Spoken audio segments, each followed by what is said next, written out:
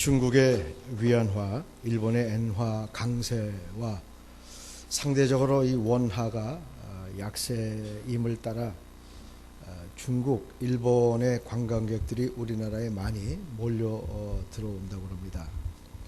예년과는 달리 많은 관광 상품들을 개발하는 모습들을 보게 되면서 조금 더 우리 세련의 미를 더해야 되겠다라는 생각을 하는데, 다 보신 사건입니다만 동태찌개 이거를 한문으로 표현을 해놨어요.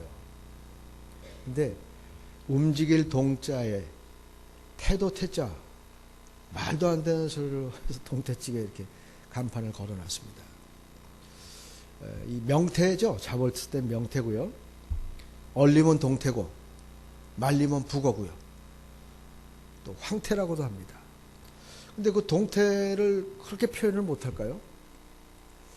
그걸 그렇게 해서 누가 일본 사람이 알아들을 수 있을까? 중국 사람이 알아볼 수 있을까? 국적불명의 메뉴를 이렇게 해놓고 관광 특수를 누리는 이 어리석은 모습을 보게 됩니다.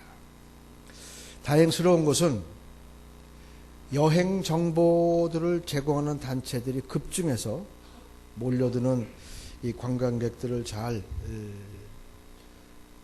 그 수요를 만족시키려는 움직임이 있어요. 그래서 이 외화벌이에 우리가 만전을 기해야 될 텐데, 여행을 세 가지로 목적을 대별해 본다면 먹거리입니다. 평소에 먹어보지 못한 것들을 가서 외국의 음식을 먹어보는 기쁨이죠. 그 다음에 또 우리가 평소에 보지 못했던 것들 보는 볼거리. 그 다음에 사가지고 들어와서 두고두고 생각해 볼 추억을 간직할 살거리. 먹거리, 볼거리, 살거리. 이것을 쫓아서 인생은 여행들을 하고, 또 이 여행의 수요를 잘 만족시키기 위해서 전문적인 정보를 취급하며 서비스의 질을 높여 나가는 움직임이 근자의 동향이라 할 텐데, 인생을 여행이라고 치면은 참으로 긴 장기간의 여행입니다. 한 사람의 삶의 질과 마음을 먹기에 따라서 좋은 관계를 맺고 아름다운 추억을 만들어 놓고, 그 추억을 생각할 때마다 콧등이 찡하기도 하고 눈물이 핑 돌기도 하는 감동적인 인생일 수 있지만, 마음 한번 잘못 먹어서 불편한 관계를 만들어 놓고 악몽 같은 여행을 하고 사람들에게 손가락질 받는 여행일 수도 있어요. 어떤 사람은 하나님과 이웃들과의 멋진 관계를 만들어 가면서 아름다운 인생 여행을 하는가 하면, 어떤 사람은 하는 일마다 시행착오와 불통과 되지도 않는 일들을 마음 한번 잘못 먹어서 금쪽 같은 시간들 낭비하며 결국 언젠가 하나님 앞에 섰을 때 우리가 행한 대로 심판을 받을 때 자신이 없는 삶을 살 수도 있습니다. 인생이 특별한 여행이라면 무한한 가능성을 가지고 수십억의 인생들이 무수한 경험을 하며 인생이라는 시간을 여행해 갑니다. 누구나 다 후회 없는 여행, 후회 없는 인생을 살기 위해서 말씀드린 전문 정보업체가 앞장서가며 잘 가이드를 해줘요. 이렇게 저렇게. 그래서 후회 없는 인생, 후회 없는 여행을 하도록 도움을 주고 있습니다. 이 정보에 뒤처져서 그래서 기쁜 마음으로 들떠서 신혼여행 갔다가 노숙을 하고 돌아왔다는 이 신혼부부들도 있습니다. 자기가 가야 할 목적지, 보아야 할 명산, 사야 할 물건들에 대한 정보를 수집하지 않고 무턱대고 들뜬 마음에 떠났다가 낭패를 당해요. 전문 정보가 필요하듯이 인생을 살아가며 우리들에게 가이드가 필요합니다. 지혜 문서인 전도서는 인생을 잘 가이드해주는 지혜의 책입니다. 왜 그런가 하면 전도서의 저자가 솔로몬입니다. 우리 인생을 가이드해주는 부분적인 가이드가 솔로몬이라면 그는 이 땅을 살면서 최고의 대접을 받아보았던 사람입니다. 최상의 조건 가운데 최고의 자리에서 호령하며 누려보았던 사람이 인생을 이렇게 저렇게 살아가도록 가이드해주고 있어요. 이 가르침을 대별해 보면 인생은 헛된 길이 있다. 유익한 길이 있다. 갈 길이 있고 결코 가지 말아야 될 길이 있다. 이걸 가르쳐주고 있습니다. 두 가지의 길을.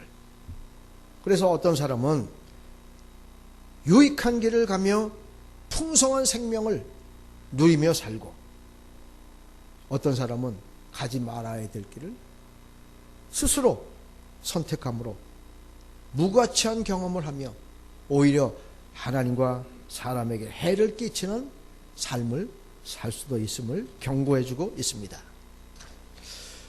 인생이 수수께끼 같다 그래요. 어떤 사람은 100% 낙관을 합니다. 그런데 하는 일마다 안 돼요. 어떤 사람은 염려하고 근심할 수밖에 없는 암울한 상황인데 한 발짝 걸어갈 때마다 그의 삶에는 문이 열리며 형통한 길로 인도함을 받습니다. 풀기 어려운 이 수수께끼 같은 인생의 마음먹기에 따라서 내 인생의 즐거움의 가치는, 내 인생의 목표는 내가 어떤 자세와 태도를 가지고 내 인생이라는 시간을 여행할 것인가에 대한 마음먹기에 달려 있습니다. 그런데 전도서 1장 12절로 14절을 보면, 나 전도자는 예루살렘에서 이스라엘의 왕이 되어 마음을 다하여 지혜를 써서 하늘 아래에서 행하는 모든 일을 연구하며 살핀즉 이는 괴로운 것이니 하나님이 인생들에게 주사 수고하게 하신 것이라. 내가 해 아래에서 행하는 모든 일을 보았노라. 보라, 모두 다 헛되어 바람을 잡으려는 것이로다. 최고의 자리, 최상의 조건, 최고의 대접을 받아 누려보았던 솔로몬이 헛되다, 이렇게 결론을 내리고 있습니다. 영원한 것이 없고 새로운 것이 없음을 인생들에게 잘 가르쳐주고 있어요. 그래서 아무리 좋은 경험일지라도 끝날 때가 있고, 아무리 쓰라린 경험으로 고통의 심연에 빠져서 신음하고 끙끙거릴지라도 그것이 마칠 날이 있음을 잘 가르쳐주고 있습니다. 야고보 사도도 같은 메시지를 우리들에게 제공해주고 있는데, 헛되다 그럽니다. 인생이 헛되다면 그 인생 속에 생명은 무엇이고 은혜는 무엇이겠습니까? 너희 생명이 무엇이냐? 안견이라 그랬어요. 아침에 뿌옇게 우리의 눈을 잠깐 가리다가 뜨거운 태양이 뜨면 언제 있었냐는 듯이 없어져 가는 것이 인생이라, 바람이라 솔로몬은 그랬습니다. 어디서 부는지 어디로 가는지 알지 못하는 것이 바람이라면 인생들도 그러하다. 그런 가운데 무엇인가 조금 이루었다고, 무엇인가 붙잡았다고, 무엇인가 가지고 있다고 자랑하는 모든 것들이 허탄하고 그 허탄한 것들은 악한 것이라, 이렇게 결론을 내려주고 있습니다. 전도자 솔로몬은 힘써 아름다운 말들을 고하였나니 진리의 말씀을 정직하게 기록하였느니라. 내 아들아, 또 이것들로부터 경계를 받으라. 많은 책들을 짓는 것은 끝이 없고 많이 공부하는 것은 몸을 피곤하게 하느니라. 많은 책을 보고 많은 공부를 하는 것이 피곤하게 한다. 일부 때 이 설교를 했더니 우리 유치부 윤여부 전도사님이, 목사님 이거 아이들한테 어떻게 해석해서 전달을 해줘야 될지요? 많이 공부하고 많이 책을 보는 거 피곤하면 안 하려고 그러면 어떡하죠? 피곤하다 이제 안 하라는 소리는 아니잖아요. 피곤해도 해야 할 건 해야 될 거 아닙니까? 옛날에 우리 신문 몇 면인지 기억하십니까? 12면에서 16면이었어요. 지금은 40면입니다. 거기다가 섹션까지 들어가죠. 간지까지. 그거 옛날처럼 다 보세요, 요새? 안 봅니다. 헤드라인만 이렇게 잠깐 보죠. 수많은 정보의 홍수 속에 있지만 내가 필요한 것만 봐요. 지금부터 10년 전에 2000년에 우리나라의 신간 도서가 3,800만 권입니다. 10년이 지난 2010년은 1억 600만 권. 무려 4배 이상의 많은 책들이 쏟아져 나왔어요. 많은 공부와 많은 책들이 쏟아져 나왔다면, 공식대로라면 그 많은 지식과 정보를 받아들인 우리 인생이 풍요해야 되고 삶의 질이 높아져야 되고 아주 세련되고 아주 풍성한 삶을 살아야 될 터인데 그렇지 않잖아요. 그때보다 더 이몇 살을 찌푸릴 일들이 많이 생겨나고 있습니다.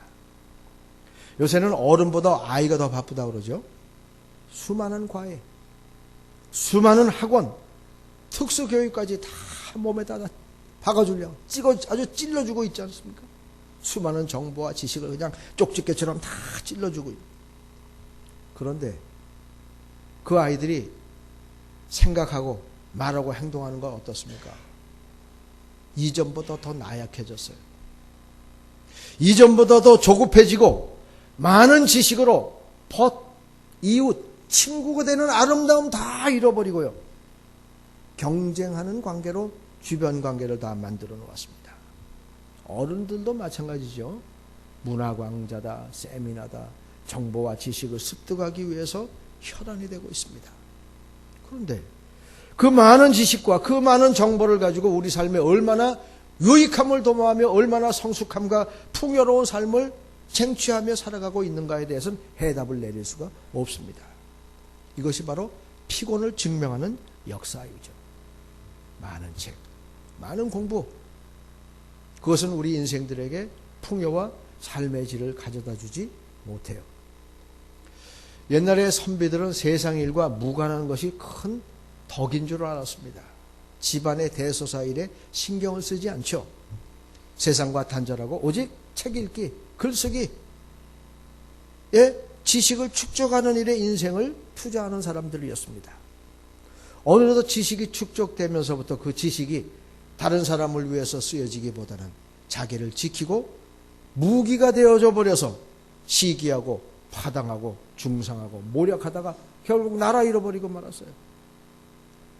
문민숭상주의가. 오늘의 세상도 다른 바가 없습니다. 지식은, 정보는 무기가 되어서 다른 사람들을 다 이용하는 거예요. 그러므로 가난이 세습이 된다 하기 때문에 있는 힘을 다해서 교육시키고 있는 힘을 다해서 공부시키고 있는 힘을 다해서 훌륭한 사람 되라고 그럽니다. 근데 과연 훌륭한 사람이 무엇을 하는 사람이 훌륭한 사람인가에 대해서는 가르쳐주지 않았어요. 다른 사람보다 높아지는 것, 다른 사람보다 많이 가지는 것, 다른 사람보다 많은 사람을 부리는 것, 글쎄요. 이 정도 가치 기준을 가지고 훌륭한 사람 되라 그랬겠죠. 결과가 어떻습니까? 이유도 없어요. 돌보아야 될 청직이 마인드 없어요. 부함을 가지고 또 다른 사람들을 부유하게 해주려는 얼이 없어요. 그저 자기 한 몸, 자기 식구 챙기기에 바쁜 세상 되어버렸습니다. 사람의 본분은 많은 공부를 하고 많은 지식을 얻어서 훌륭한 사람 되는 것 아닙니다. 사람의 본분은 완전한 인생을 살아가는 것이죠. 그런데 많은 공부하고 지식을 쌓는다는 것이 잘못되었다는 것이 아니라 완전함에 이루지 못한다라는 말씀입니다.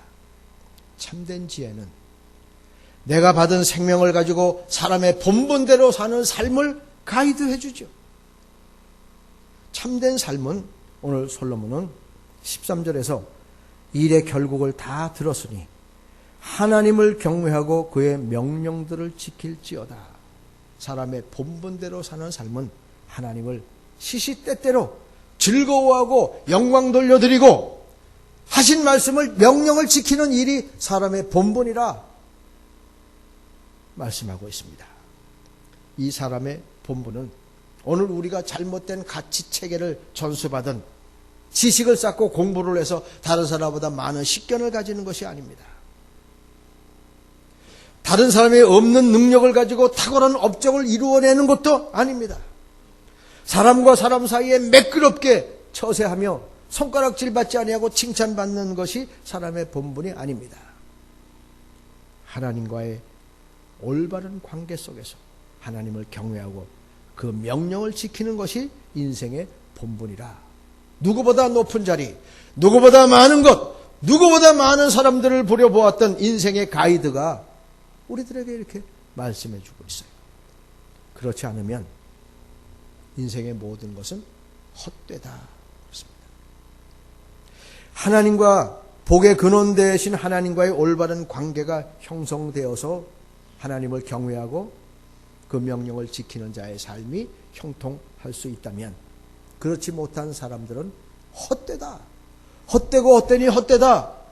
전도서에서 솔로몬은 37번씩이나 인생에 하나님과의 관계가 마련되지 않는 사람의 인생은 헛되다. 이렇게 강력하게 선포하고 있습니다.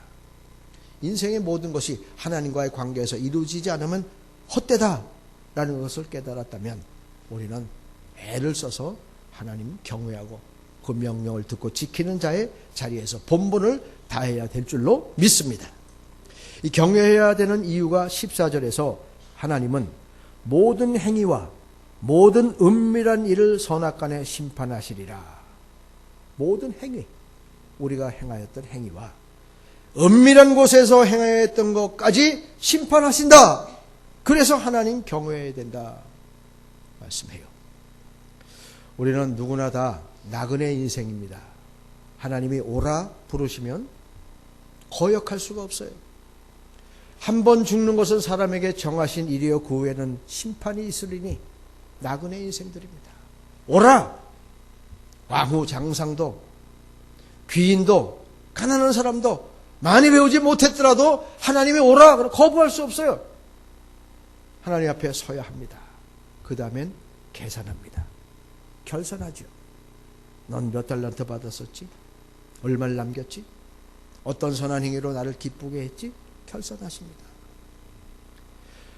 어느덧 한 해의 끄트마리를 향해 달려가고 있는 때가 되었습니다.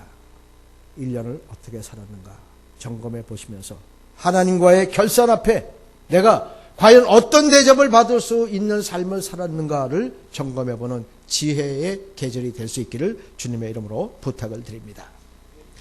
오래전에 연세가 좀 드신 분들은 아실 사람이에요. 고재봉 들어보셨죠? 살인마 고재봉.